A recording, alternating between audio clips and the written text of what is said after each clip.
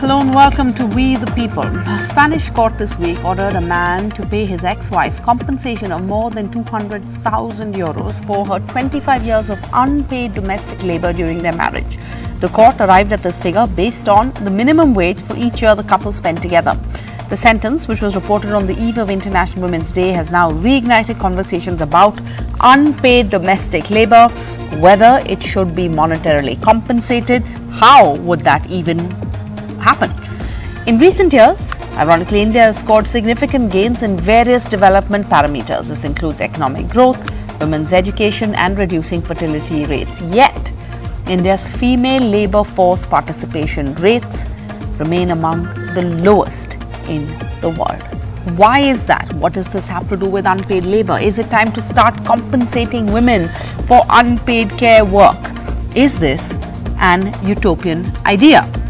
Joining us in We the People tonight, we have Namrata Chindarkar, a public policy educator and researcher, an associate professor at the School of Public Policy at the Indian Institute of Management, Ahmedabad; Prahlad Kakkar, ad film director; Shrayana Bhattacharya, who's an economist in the World Bank's Social Protection and Labour Unit for South Asia, also the author of Desperately Seeking Shah Rukh Khan, which looks at the state of the economy and politics of women and inequality. We have Ms. Aarti C. Rajaratnam, a psychologist and author; Mithali Nikor, a feminist economist studying infrastructure, gender and structural barriers. Shrayana will be joining us soon. So I want to first establish what the problem really is, right? The responsibility of domestic work often falls disproportionately on women. This is an undisputed fact. It is a global phenomena. There have been many studies on this. Is it more pervasive in India? We'll go across to our economists. But first, I want to ask Prahlad Kakkar, ad film director, joining us. Mr. Kakkar, you know, a simple question. When we look at this and it seems so problematic, yet somehow over the years we've seen, and certainly me growing up, all ads portray women as happy with doing housework. I'm sure the advertising world and the world of products will turn around and on research turn around and find that it's not true at all. The fact is that they're happy doing what they're doing because they've been conditioned from the time that they're born that is going to be their role in life. Not from their fathers, not from society, from their mothers, which is actually a self-prophesizing philosophy. You know, I mean, the prophecy is self-inflicted because it comes from mother to daughter to mother to daughter. Now, I'll tell you what, let me lay out what the basic problem first is. The basic problem is that in Indian homes, especially with women... I cannot hear him. This is... Hello? Can you hear me now? Hello? Can you hear me? I hear you. Yeah. So the problem in India is basically that when women become economically independent, then they become independent human beings. As long as they are economically dependent on the husband and the husband's family, they don't have too much of a choice of taking whatever shit that's given to them. Now, the thing is that a lot of men, even till today, resent the fact that the women want to, despite doing homework, want to go out there and work and become financially independent. Correct. They resent it because they feel that the moment a woman becomes financially independent, she's going to turn around and question them as to why. And nobody wants that to happen. Fascinating. Because when they start questioning them why should I do this? And why should you take this money and spend it here? I would much rather you spend it here. Then that becomes a revolt in the house. You know, as far as patriarchal societies are concerned, because women are supposed to be seen, not heard. Right? Now, the moment you turn around and shadow a question like this, is that if a servant in the house is being paid 15,000 rupees a month to do katka, jhadu and wash the buttons, then how much should the woman be paid for care, for looking after the children, for looking after the husband, for supervising the house and running it efficiently like a manager? Yeah. So she should be paid at least 25,000 rupees a month, minimum. Okay, so a very important point you're raising. The system works. What does this mean for managers? Often women are confined to housework by their husbands and their family, that is the in-laws. And in the case I beg your pardon. This I'm down with a bit of a flu. In this case, in Spain, the man was ordered to pay the fine. Was allegedly the one who had restricted the woman from working and had designated domestic chores as her sole responsibility, and that really would leave her with no option to earn a living or to achieve financial independence, and thereby tying her down to the household and to dependency. Economic dependence. So if you had a system of compensation for domestic labor, then housewives could be financially stable, independent. They would not need not to leave a marriage. They'll also have some agency in the world. But is India not changing, Mr. Kakkar? I'm going to ask you this because I want to just play this clip that we have of this Ariel ad. But that said, only in metros, only in big cities. Okay. And that also very minuscule amount. I've known girls who, when they get married, one of the conditions that the in-laws and the husband sets for them, they will not work after marriage, especially if they're working very successfully. So I've had girls in my office working extremely well with very bright futures who now have to get married, and the guy says that you won't work. So I've told them this very clearly. Anybody who asks you not to work, tell them to go fly a kite. All right. So only in urban India is this change happening, and it's happening slowly. Let's just play a clip of this Ariel ad, share the load, and then we'll go across to the agency behind that and quickly chat with them. Job छोड़ रही है क्यों? पर बेटा, शादी के बाद घर के काम बढ़ जाते हैं, लेकिन तू अकेली थोड़ी है। आकाश भी तो है तुम्हारे साथ, वो घर के काम में तुम्हारी हेल्प कर सकता है ना? अरे उसे घर का काम नहीं आता मतलब? ऐसे कैसे नहीं आता?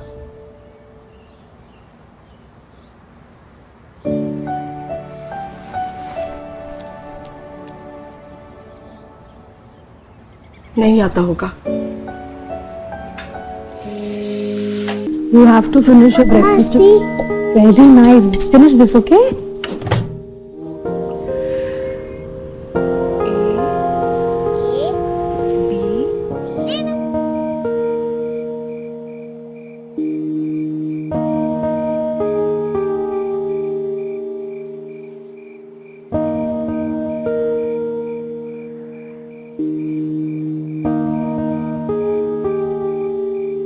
है 62 में जब मधु दीदी सर्विस करने लगी थी, वो टाइपिस्ट की ना सिर्फ 6 रुपये तनख्वाह। अब मेरी बहू मेरे बेटे से ज्यादा कमाती है। किसने सोचा था लड़कियां इतनी आगे बढ़ जाएगी? अरे औरत होने का मजा इस जमाने में है।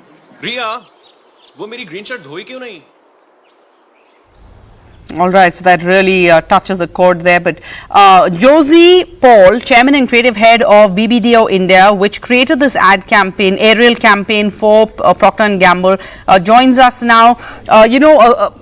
Accolades to you for this. But how did this idea germinate? How did it start? Yeah, so in 2015, P&G came to us saying how can we increase brand love, for Ariel? How can we get more consumers to emotionally connect with Ariel? And for us as a team, we always feel that context is important. Yeah, we focus on that. We always say that content is king, but context is King Kong. Yeah, and so while we were searching and discovering and uncovering stuff in the household, we chanced upon a startling sort of research which showed that women in India spend 5 hours a day on household chores, while men put up their legs, watch TV, and do only 19 minutes of household work. Yeah. So when we found that, we said, hey, there is something going on that no one's talking about. And as a brand, can we bring this up and out there? And that's how our first campaign asked a very important question, which is laundry only a woman's job? And the resolution was share the load. And that's how the entire campaign began. And it's important to see this on the big screen as you sit down with your family members to watch TV. I'm sure families still do that. But did you face a pushback? Was your client happy? Because we live in this age where so many ads have had to be taken back because of, you've touched a raw nerve with the audiences. Let me ask you what I asked Prahlad Kakar. Is India ready for this?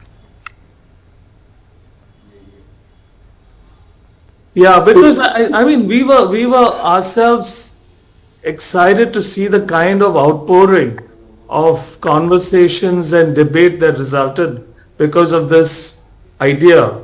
And we realized that we had tapped into something very deep within society. And I think we got a lot of support, and the support came from a lot of women groups as well, and women who, are leading change.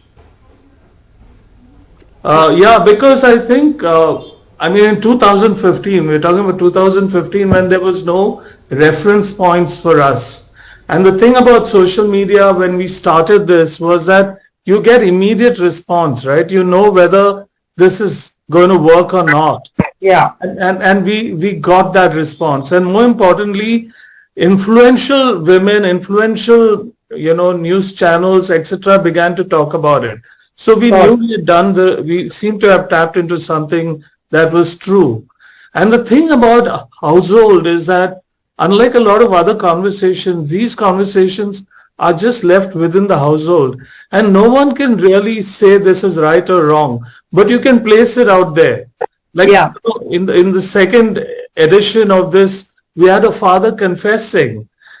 He said he's sorry to his daughter that he had done the wrong thing to her mom.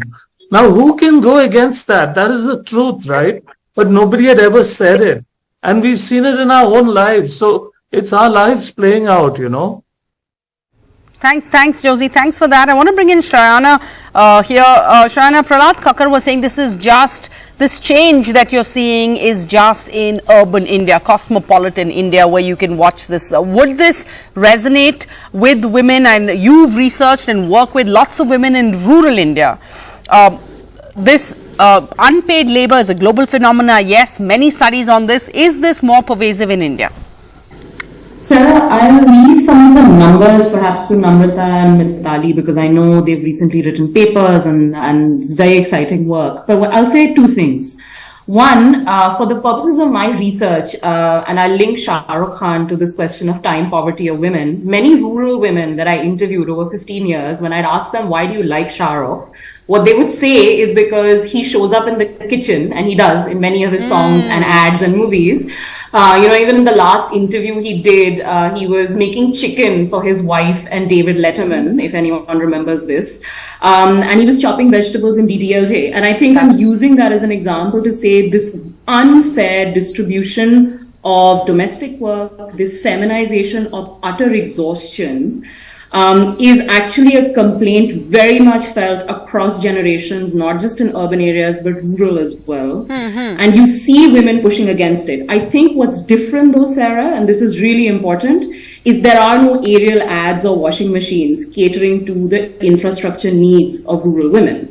I think the solutions when it comes to rural areas or tribal Jharkhand, for example, will essentially involve improving infrastructure when it comes to water access. So much of what women are doing is spending time going and collecting water, firewood, all these kinds of raw materials. And that affects education for young girls, for example. Absolutely, absolutely. And so to me, I think absolutely the question of how unfair and lopsided the story around unpaid work is holds both in urban and rural. I do think aspirations in rural India are shifting as well. There are girls out there saying we want men who will chop carrots and help us with all of this kind of work, right? But what the solutions may be different, Sarah. It might be, thinking about water, energy, infrastructure in much more creative ways to reduce this time burden on women. Okay, so Namrata Chindarkar, Shrayana Bhattacharya says that women are now speaking out more. They're questioning the system. But why not our governments, our public policy? Because as an economist, our planners, should they not be concerned about this? Because we want, India is the next big thing on the economy, and it affects our GDP. It becomes, which is a measure of a country's economic progress. For that reason alone, should we not be hearing more planners talk about this? Absolutely, Sarah, and thank you, Sharana, for setting the tone there. They are, maybe not in the sense that we are talking here, which is to say, okay, we are going to compensate women for domestic work, but the narrative around policies such as Ujjwala Yojana, now the Jal Jeevan Mission, previously even the Swachh Bharat Mission, has always been that women are at the center of these policies, and all of this in the end is going to help them reduce their burden, the domestic burden of time being spent on what we call, caring as well as home production activities. Interestingly, and since Sharana referred to data, because we've been crunching these numbers for a while, what is happening is somehow policy seems to have limitations. So when we break down all of these time poverty measures by, say, a household that has an LPG connection versus a household that is dependent on firewood, the time spent on domestic unpaid work is different just by a few minutes, like less than 10 minutes. And that is the conundrum I think we should really be focusing on. So it seems like policy can do something to improve women's drudgery of doing certain tasks, but whatever time is being saved in, say, cooking seems to be getting utilized, or maybe the social norms say that, oh, now that you have 10 minutes more, go do something else, and why are you just sitting around? And the discussion is missing this very important thing about women's time, which is leisure, which is self-care, and the cognitive burdens that they face when they have to not just do tasks but just to coordinate, to manage that household, which Mr. Kakkad was mentioning right at the beginning. And the time use data doesn't really capture those kind of cognitive burdens, which really are becoming like a mental health. Yes. So what is the social fallout of this? Aarti C. Rajaratnam, please come in here. Women disproportionately burdened with the responsibility of carrying out domestic labor. As our economists here have said, scarcity of time doesn't allow them to pursue other hobbies, interests, paid work, watch a Shah Rukh Khan movie. So you're basically doing a second shift at home. So men come home after a long day of work, they can kick off their shoes and veg out in front of the TV, but women have to get onto their second shift. How does this affect mental health? See, when we take mental health, somewhere in India, it's sort of really low on the list, like, economy somewhere. We give so much importance to everything on the outside. We don't realize, and Professor Namrata beautifully mentioned the word cognitive burden. It's not just cognitive, it's also an emotional load. Because here, I would like to bring in a very important point, which is, when women get into a marriage, especially when they're not economically free, or they don't have the kind of financial freedom that they'd like to have, that already places a huge load on them, because they somehow feel unwanted in the marriage. They reminded so many times that, they haven't really contributed anything. And somewhere, this whole debate is around the financial aspect of it, when we've forgotten that women bring actually a lot more to the family. I personally believe that women, hold the entire family together. So when the person holding the family together isn't balanced in that sense, is constantly exhausted. There is a research that says that women sleep about 71% less than men do. They hardly get time for themselves. And, there are so many gender stereotypes that keep them in that role that they're playing. And, many of the things that we discussed are still urban India.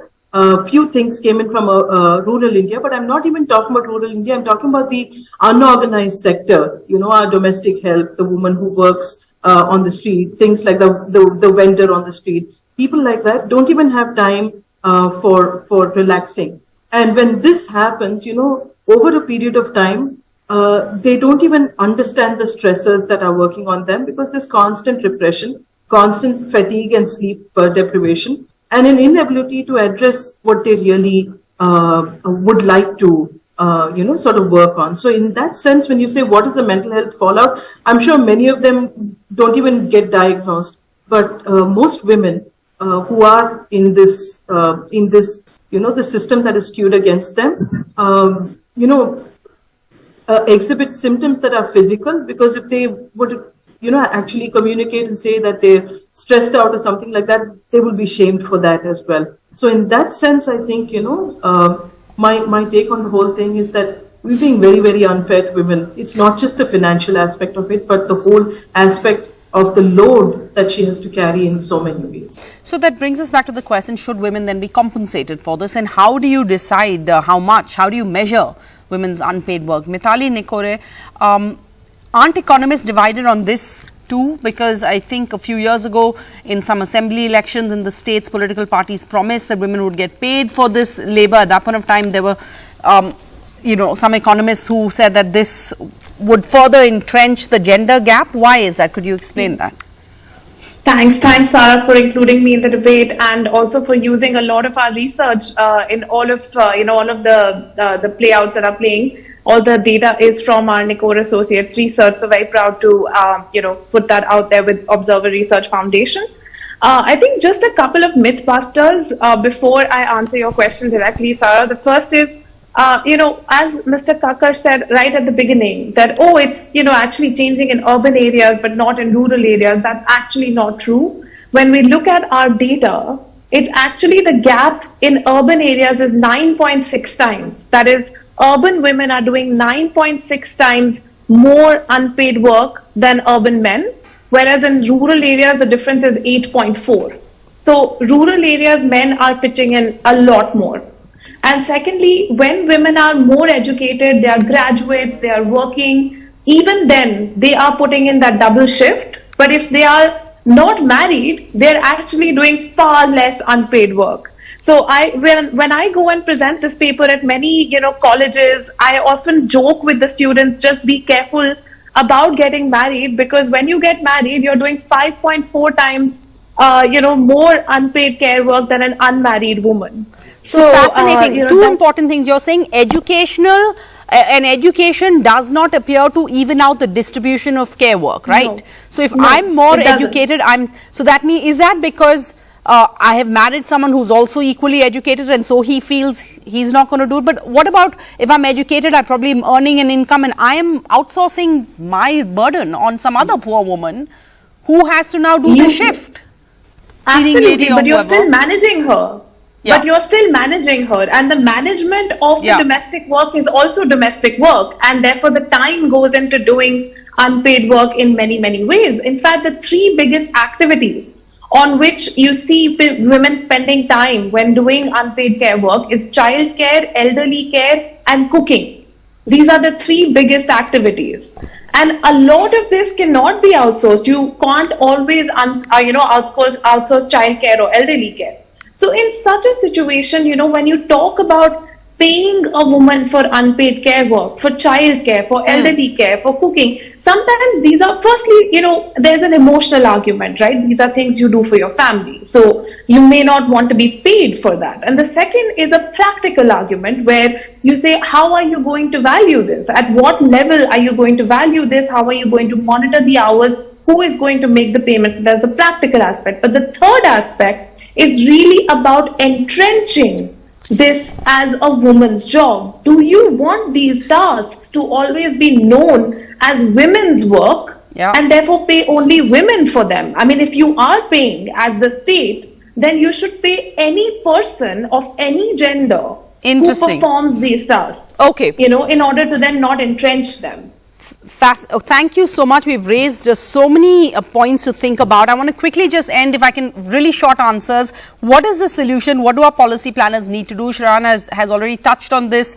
If I can just get all of you to go for it. Shrayana?